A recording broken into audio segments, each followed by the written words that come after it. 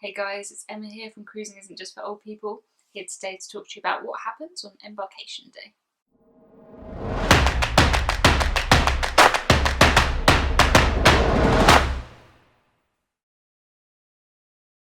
Before you cruise, you'll usually be emailed your luggage tags to print off and put on your bags. If you've done that, it makes it a lot easier. You just drop off your bags in the same way as you would at an airport. There's like a bag drop-off place. If you haven't, that's fine. There'll just be a desk that you have to go to get your luggage tags printed out, which, I mean, that's fine. It's just an extra queue, which if you can avoid that, that's always good. So once you've dropped off your bags, you need to walk through security. It's similar to an airport. You'll put your hand luggage through a scanner and you'll walk through a metal detector. Depending on some cruise lines, you can bring on drinks and things like that, so it is a little bit less strict than an airport, but it really depends on which cruise line you're cruising with. Next, you have to join the queue. You have to check in similarly as you would at an airport. There's a load of queues and a load of desks. Sometimes you get to go in a slightly faster queue if you've got a latitudes kind of loyalty status with the cruise line, but it's usually not too bad. The queues move pretty fast. Once you got to the front of the queue, you have to show them your cruise documents and usually your passport. On my last Cunard cruise, my passport wouldn't scan and I was left as the last person in the check-in hall. They did let me on in the end, but still. You usually have to give them your credit card. Everything on ship will be charged to that account. You can charge multiple rooms to the same account, multiple people to the same credit account if you want to. You don't have to have a credit card. I think you can still pay with cash after the cruise, but that makes me nervous. It's a lot easier just to pay with a credit card. It's at Embarkation that they'll try and sell you the beverage packages, the drinks, the soda, the alcohol, whatever you want to buy.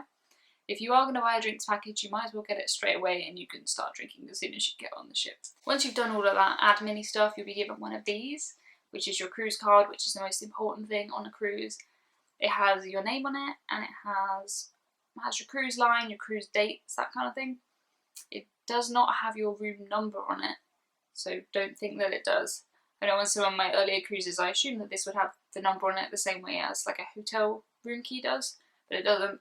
It makes sense for safety reasons. They don't want someone to find your card and go into your room. But yeah, just make a note of your room number. Every cruise line's cruise cards look different. I've got one there for MSC. Cunard one looks snazzy, and I've got tons of these NCR ones. Also on the card there's information about your drinks packages. When I was a child, I used to have a soda package like that, and they used to chop the corner off the edge of your card to show that you're underage and you can't buy any alcohol. But now I'm an adult and I've got the unlimited beverage package, which is fantastic. It also says on here, mine says C1, which is your muster station. Within the first 24 hours on the ship, you have to do a lifeboat drill, and this is where you'll meet. It depends on your cabin where your muster station is. Your cruise key card is what you use to charge everything to on the ship. You don't use money, you don't need your credit card. Put your wallet in the safe, you won't need it for your whole cruise. Anytime you want to buy a drink, it'll be charged to your card. If you want to go in the casino, it'll be charged to your card. If you want to buy something in the gift shop, your card. Everything's done on your card. It's super, super easy, but that makes it really easy to spend because it doesn't feel like it's real at all. But it will come off your credit card at the end of the cruise, so it's worth remembering that. Before you're able to board the ship, they'll probably take a picture of you, embarkation picture.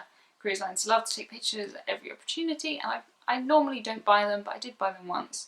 So here is one of me and my brother embarking on the Norwegian Epic, which was a fantastic cruise a couple of years ago now, but I loved it, even if I think the Epic looks like she's wearing sunglasses. Before you board the ship, they'll probably give you a little pocket guide, which is just a really small deck plan of the ship, which is so useful. I get so lost on cruise ships. I'm always wondering, am I at the back?